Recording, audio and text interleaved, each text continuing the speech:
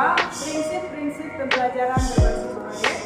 Ketiga, karakteristik pembelajaran berbasis proyek. Empat, tahap-tahap pembelajaran berbasis proyek. 5. Kelebihan dan kekurangan pembelajaran berbasis proyek. Baik, itu materi kami.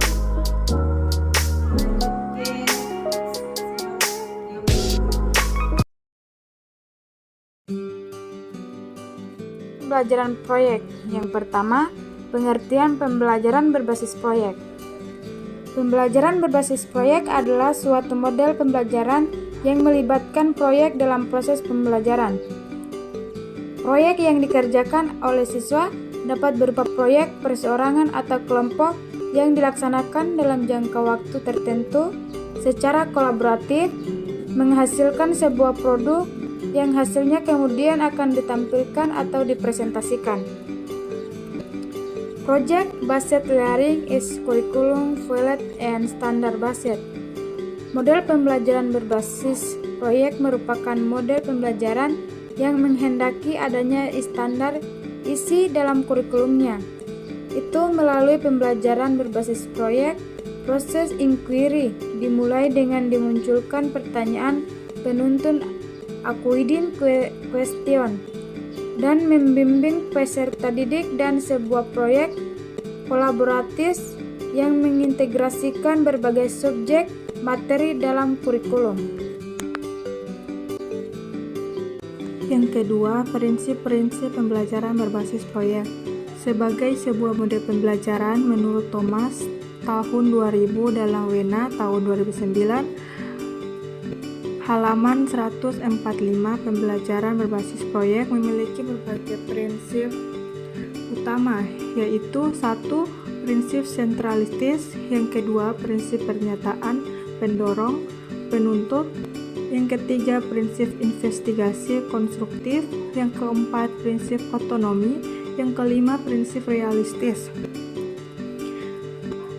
Yang pertama, prinsip sentralistis. Prinsip ini menegaskan bahwa kerja proyek merupakan esensi dari kurikulum. Model ini merupakan pusat strategi pembelajaran di mana siswa belajar konsep utama dari suatu pengetahuan melalui kerja proyek. Yang kedua, prinsip pernyataan pendorong penuntut. Kerja proyek berfungsi pada pertanyaan atau permasalahan yang dapat mendorong siswa untuk berjuang memperoleh konsep atau prinsip utama suatu bidang tertentu. Kaitan antara pengetahuan konseptual dengan aktivitas nyata dapat ditemui melalui pengajuan pertanyaan. Bloomfield dan kawan-kawan pada tahun 1991 ataupun dengan cara memberikan masalah dalam bentuk definisi yang lemah. Spiden dan Gler pada tahun 1993. Yang ketiga, prinsip investigasi konstruktif merupakan proses yang mengarah pada pencapaian tujuan yang mengandung kegiatan inquiry, pembangunan konsep, dan revolusi. Dalam investigasi memuat proses perencanaan, membantu keputusan, penemuan masalah, discovery, dan pembentukan model. Di samping itu, dalam kegiatan pembelajaran berbasis proyek ini harus tercangkup proses transformasi dan konstruksi pengetahuan menurut Berkeley dan Scarmalia pada tahun 1959. Yang keempat, prinsip otonomi. Dalam pembelajaran berbasis proyek dapat diartikan sebagai kemandirian siswa dalam melaksanakan proses pembelajaran, yaitu bebas menentukan pilihannya sendiri, bekerja dengan minimal supervisi, dan bertanggung jawab. Yang kelima, prinsip realistis. Proyek merupakan suatu yang nyata, bukan seperti di sekolah. Suhartadi tahun 2001. Pembelajaran berbasis proyek harus dapat memberikan perasaan realistis kepada siswa, termasuk dalam memilih topik, tugas, dan peran konteks kerja, kolaborasi kerja produk, pengalaman maupun standar produk. Yes. Karakteristik pembelajaran berbasis proyek. Pembelajaran berbasis proyek memiliki potensi yang besar untuk memberikan pengalaman belajar yang lebih menarik dan bermakna bagi siswa.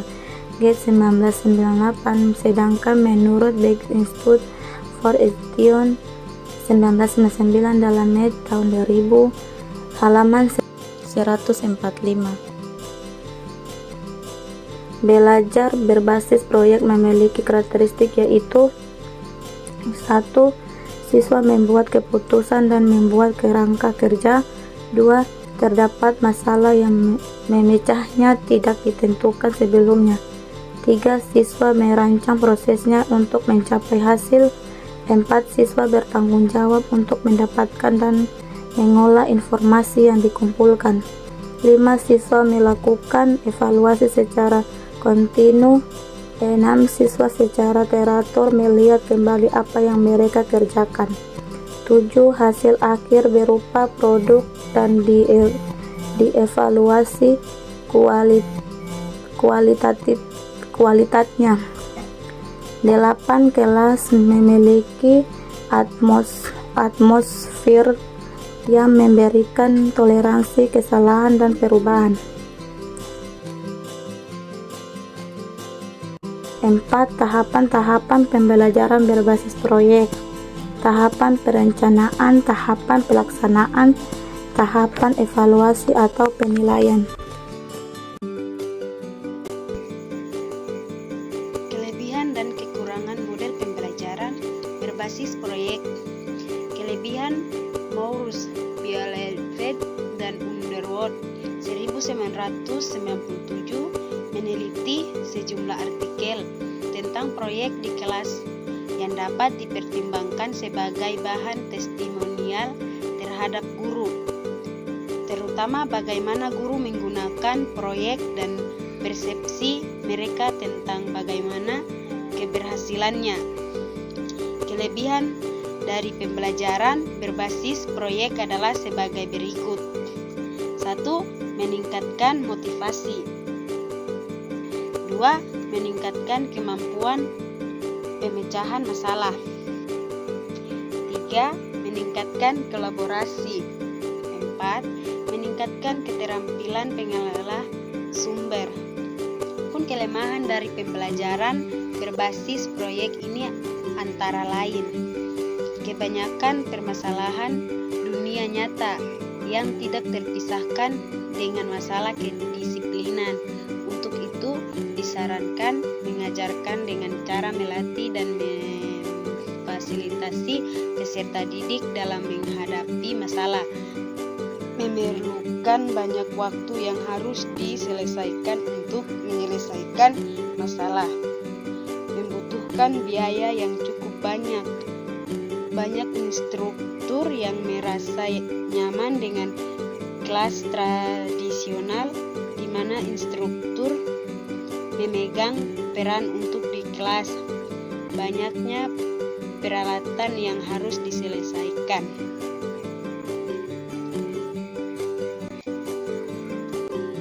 Itulah penjelasan singkat kami mengenai model pembelajaran berbasis proyek. Semoga bermanfaat untuk teman-teman. Nantikan kami video berikutnya. Lupa like,